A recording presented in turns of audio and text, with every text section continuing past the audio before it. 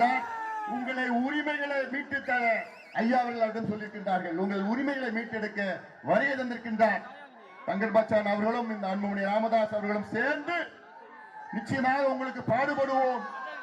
எனக்கு இன்னொரு வருத்தம், நான் இந்த பகுதியில் வந்து கொஞ்ச நாள் ஆயிடுச்சு. இந்த வருத்தத்தை நிச்சயமாக மீண்டும் நான் அடிக்கடி தொடர்ந்து நான் வரப்போறேன். ஏன்னா இது மிக மிக மிக மிக பின்தங்கிய பகுதி. இந்த தொகுதி தொழிற்சாலைகளே கிடையாது, விவசாயத்தை நம்பி இருக்கின்றோம். ஆனால் இந்த திமுக அரசு விளைநிலங்களை அடிச்சு கொள்ளடிச்சு NLC நிர்வாகத்துக்கும் கொடுக்குது, இந்த சிமெண்ட் ஃபேக்டரி கொடுக்குது, எல்லாத்துக்கும் பிடிச்சி நாசப்படுத்திட்டு இருக்காங்க. இதெல்லாம் முடிவு கட்ட வேண்டும். அதற்கு இங்கே தங்கர் பச்சான் அவர்கள் வெற்றி பெற்றாக வேண்டும்.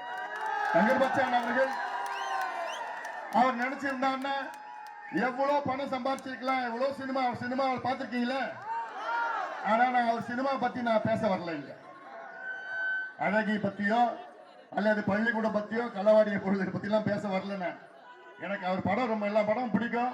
ஆனா அதுல பிடிச்ச படம் ரொம்ப பிடிச்ச படம் அழகிய பள்ளிக்கூடம் எனக்கு ரொம்ப பிடிக்கும். ஏன்னா அந்த பள்ளிக்கூடம் படம் மூலமாக இப்ப பழைய மாணவர்கள் எல்லாம் பள்ளிக்கூடத்துக்கு அவங்க படிச்ச பள்ளிக்கூடத்துக்கு நிதி உதவி செஞ்சு அந்த பள்ளிக்கூடத்துல புதுப்பிக்கிறாங்க. அதுதான் ஒரு இயக்கம், அதுதான் ஒரு மாற்றம், அதான் ஒரு புரட்சி. அப்படி ஒரு புரட்சியாளர் நம்முடைய தங்கர் பச்சான் அவர்கள்.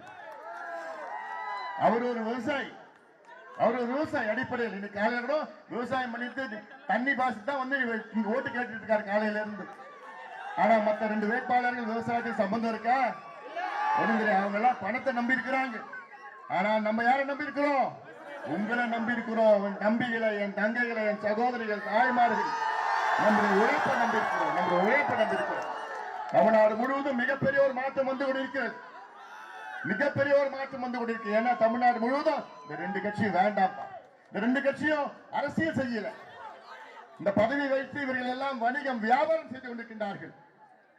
அண்ணா அவர்கள் இந்த கட்சிகளை தொடங்கிய காரணம் என்ன? இவர்கள் நேர்மையான ஆட்சி பண்ணுவாங்க, தமிழுக்கு பாடுபடுவாங்க, விவசாயிகளை முன்னேற்றுவாங்க. அந்த காரணத்துக்காக அண்ணா கட்சி தொடங்கினார். ஆனா அண்ணா தொடங்கின அந்த காரணத்தை எல்லாம் மறந்து விட்டு இவர்கள் இருவரும் சேர்ந்து கொள்ளையடிச்சு நாசப்படுத்தி ஒரு பக்கம் குடியார நாடா மாறிடுச்சு தமிழ்நாடு, இன்னொரு பக்கம் போதை நாடா மாறிடுச்சு தமிழ்நாடு. ஸ்கூல் போடுற பிள்ளைங்க எல்லாம் இன்னைக்கு கஞ்சா அடிச்சிட்டு இருக்கிறான். ரொம்ப மோசமா போயிட்டு இருக்கு. இதற்கெல்லாம் முற்றுப்புள்ளி வைக்க வேண்டும் என்றால் இந்த தேர்தலில் நாம் மிகப்பெரிய வெற்றி பெற்றாக வேண்டும். நம்முடைய வெற்றி வேட்பாளர் தங்கர் பச்சான் அவர்கள் வெற்றி பெற்றாக வேண்டும். வெற்றி பெற்றால் தான் அடுத்த சட்டமன்ற தேர்தலில் நாம் வெற்றி பெற முடியும். நம்ம ஏன் கட்சி தொடங்கணும்? நம்ம என்ன திமுக மாத்தி அவங்க முதலமைச்சர் ஆக்குறதுக்கு நம்ம கட்சி தொடங்கணும்? நம்ம ஆட்சிக்கு வரணும், நம்ம ஆளணும். நம்ம ஆண்டுட்டு 10% நம்ம கெஞ்சிட்டு இருக்கிறோம். ஐயா 10% கொடுங்க ஐயா, எங்க பிள்ளைங்க படிக்க வைங்க, எங்க பிள்ளைங்க வேலை கொடுங்க ஐயா. இவங்க 2 பேரும் கொடுக்கிற நிலையில இல்ல. ஏன்னா அவங்க மனசுல கொடுக்கணும்னு நினைப்பது இல்ல. அதனால இதெல்லாம் ஞாபகம் வச்சுங்க. இவங்க எல்லாம் நம்மள ஓட்டு போட்டு இவங்க 2 கட்சியும் முதலமைச்சர் ஆக்கிட்டு கடைசியில் அவங்க கிட்ட ஐயா இந்த சமுதாயத்தை எப்படியாவது முன்னேற்றுங்க, இந்த சாதிவாரி கணக்கெடுப்பு எப்படியாவது நடத்துங்க, ஒரு 500 சாலை கடையை மூடுங்க ஐயா, பிள்ளைகளுக்கு கல்வியை கொடுங்க ஐயா, முந்திரி வியாபாரிகளுக்கு கொஞ்சம் விலை கொடுங்க ஐயா, கரும்புக்கு கொஞ்சம் விலையை கொஞ்சம் கூட்டி கொடுங்க ஐயா. எதுவுமே கிடையாது. அதனால இனி இவங்க எல்லாம் வேண்டாம், இந்த 2 பேரும் வேண்டாம். நம்ம ஆளணுமா வேண்டாமா? இந்தியா நம்ம ஆளணும். அதற்கு நம்முடைய அண்ணன் தங்கர் பச்சான், என்னுடைய அண்ணன் தங்கர் பச்சான் அவர் வெற்றி பெற்றாக வேண்டும். அவர் அரசியல் வரணும்னு அவசியம் கிடையாது. ஆனா அவருடைய எழுத்து மூலமா, அவருடைய திரைப்படங்கள் மூலமா, அவருடைய கட்டுரைகள் மூலமா எத்தனையோ செய்தித்தாள கட்டுரை வந்துட்டே இருக்கும். அவருடைய வலைதளங்கள்ல அவர் பதிவு போட்டு இருப்பார். மக்களே முன்னேறணும், மக்களே திருந்துங்கள், அப்படி எவ்வளவு சிந்தனை, தொலைநோக்கு சிந்தனை உள்ளவர். அப்படிப்பட்டவர் இன்னைக்கு நானே களத்துல வரேன், வந்து நம்ம மக்களை மீட்டெடுப்பேன், மக்களுக்கு விழிப்புணர்வு ஏற்படுத்துவேன் என்ற முடிவெடுத்து விட்டார். அவர் நினைச்சிருந்தான் அவருக்கு எல்லா முதலமைச்சரும் தெரியும். எம்ஜிஆர்ல இருந்து, கலைஞர்ல இருந்து, ஜெயலலிதாவில இருந்து, எடப்பாடி பழனிசாமியில இருந்து, இப்ப இருக்க ஸ்டாலின் அவர்கள் இருந்து எல்லா முதலமைச்சரும் தெரியும், எல்லாருக்கும் தெரியும். ஆனால் அவர் இன்று பாட்டாளி மக்கள் கட்சியின் வேட்பாளராக உங்கள் முன் நின்று கொண்டிருக்கின்றார். அதற்கு காரணம் மருத்துவர் ஐயா அவருடைய கொள்கை பிடிப்பு தான் காரணம்.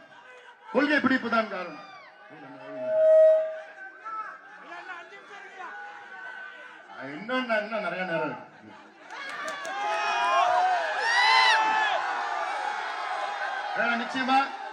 நிச்சயமா நான் அடுத்தது நான் வெற்றி விழாக்கு வரேன். நானு நீண்ட கால 1 மணி நேரம் நான் பேச போறேன். பேசுறேன். தங்கர் பச்சான் அவருடைய வெற்றி விழாக்கு நான் வருவேன். இதெல்லாம் நீங்கள் சிந்திங்க. ஊரா போங்க, கிராமமா போங்க. இதெல்லாம் பிரச்சாரம் நீங்க பண்ணணும். என் தம்பிகளும் என் தங்கைகளும் சகோதரிகளும் ஊரா போய் பிரச்சாரம் பண்ணுங்க. இது நமக்கு மிக முக்கியமான தேர்தல். ஒரு பக்கம் ஸ்டாலின் அவர்கள் நம்ம ஐயாவை விமர்சனம் பண்ற, இன்னொரு பக்கம் எடப்பாடி பழனிசாமி அவர்கள் ஏதோ நம்ம துரோகம் பண்ண மாதிரி சொல்லிட்டு இருக்காரு. நம்ம என்ன துரோகம் பண்ணோம்? நம்ம உங்களை வாழ வச்சிட்டு இருக்கோம். யார் திமுக திமுகவை ஒவ்வொரு முறையும் அவங்களுக்கு உயிர் கொடுத்து இந்த 2 கட்சியை தோளில சுமந்துட்டு இருக்கோம். நாம யாரும் துரோகம் பண்ணது கிடையாது. துரோகம் நம்ம பரம்பரையில நம்ம ரத்தத்துல கிடையாது. மற்றவங்களுக்கு உயிர் கொடுக்கின்ற கட்சி தான். நாங்க பாட்டாளிகள். நெத்தியில வேர்வை வரும்.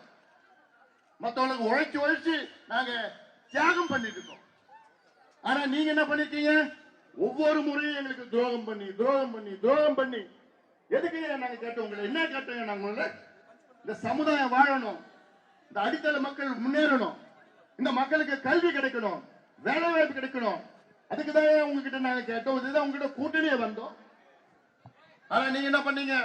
ஒரே ஏதோ சட்டம் கொண்டு வந்து, ஏன் உங்களுக்கு உண்மையிலே நீங்க இடஒதுக்கீடு கொடுத்திருக்கணும்னா நீங்க 1 மாதத்துக்கு முன்பு கொடுக்க வேண்டியதுதானே?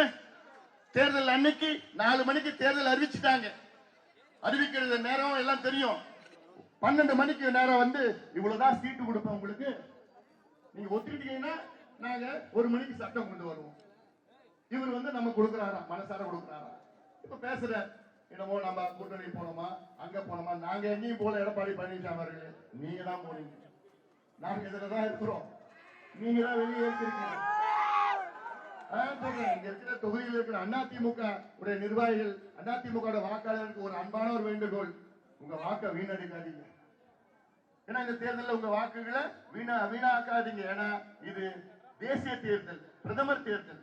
இது சட்டமன்ற தேர்தல் கிடையாது, இது முதலமைச்சர் தேர்தல் கிடையாது. எடப்பாடி பழனிசாமி இந்த தேர்தலில் முதலமைச்சர் ஆக போறது கிடையாது, இந்தியாவின் பிரதமர் ஆக போறது கிடையாது. தேசிய கட்சி யாரும் உங்க கூட கூட்டணியும் கிடையாது. அதான் நீ வெற்றி பெற போறதும் கிடையாது. இந்த வாக்கு உங்களுக்கு என்ன? திமுக தோக்கடிக்கணும், அவ்வளவுதானே? உங்க ஓட்டல்ல நம்முடைய தங்கர் பச்சான் மாம்பழத்துக்கு எங்களுக்கு போடுங்க. உறுதியா திமுக தோல்வி அடையும், காங்கிரஸ் கட்சி தோல்வி அடையும். அதனால இதெல்லாம் நீங்கள் சிந்திங்க. இன்னொரு 2 நிமிஷம். அதனால இதெல்லாம் சிந்திங்க. உண்மையா நீங்க எல்லாமே சேர்ந்து நீங்கள் எல்லாம் நம்முடைய தங்கர் பச்சான் இந்த மண்ணுக்கு சொந்தக்காரர், ஒரு விவசாயி, ஒரு படைப்பாளி, ஒரு எழுத்தாளர், ஒரு சிந்தனையாளர். உங்களில் ஒருவர் மீண்டும் உங்களில் ஒருவர் தங்கர் பச்சான் அவர்களை நீங்கள் எல்லோரும் மாம்பழம் சின்னத்தில் வாக்களித்து அவரை வெற்றி பெற செய்யுமாறு பணியோடு பாசத்தோடு கேட்டுக்கொண்டு இப்போ தங்கர் பச்சான் அவர்கள் பேச இருக்கின்றார். ஒரே ஒரு நிமிஷம் தான் இருக்குது. வணக்கம். நான் எல்லா இடங்களையும் சுத்திட்டு வரேன். என்ன எல்லாருமே ஒரு பொது வேட்பாளரா பாக்குறாங்க. அதான் எனக்கு வியப்பா இருக்கு. எல்லா சாதி மக்களும் என்ன தங்களுடைய பிள்ளையா பாக்குறாங்க. எல்லா மதத்துக்காரங்களும் என்ன வேறுபாடு இல்லாம பாக்குறாங்க. எல்லா கட்சிக்காரங்களும். இது வந்து யாருக்குமே நடந்தது இல்லை. ஏன்னா அப்படிப்பட்ட பணியை நான் கடந்த காலத்துல பண்ணிருக்கேன். அதிமுக எனக்கு ஓட்டு போட போகுது, நீங்க பாருங்க. திமுக காரங்க எனக்கு ஓட்டு போட போறாங்க, பாருங்க. அவ்வளவு வேலை நான் பண்ணிருக்கேன். நன்றி. எனக்கு மாம்பழத்துல வாக்களிங்க. நான் மீண்டும் சொல்றேன், தங்கர் பச்சான் அவர்கள் அவர் சொன்னது போன்ற ஒரு பொது வேட்பாளராக மருத்துவர் ஐயா அவர்கள் இங்கு நிறுத்தி வைத்திருக்கிறார். பொது வேட்பாளர்னா என்ன? எல்லா ஜாதி மதம் இனம் மொழி கடந்து எல்லாத்தையும் கடந்து எல்லா தொழிலையும் கடந்து இங்கே உங்களில் ஒருவனாக இங்கே நிற்கின்றார் நம்முடைய தங்கர் பச்சான் அவர்களே. நீங்கள் எல்லோரும் மாம்பழம் சின்னத்தில் வாக்களித்து அவரை வெற்றி பெற செய்யுமாறு பணியோடு பாசத்தோடு உரிமையோடு கேட்டுக்கொண்டு நன்றியோடு இடம்பெறுகின்றேன். நன்றி, வணக்கம்.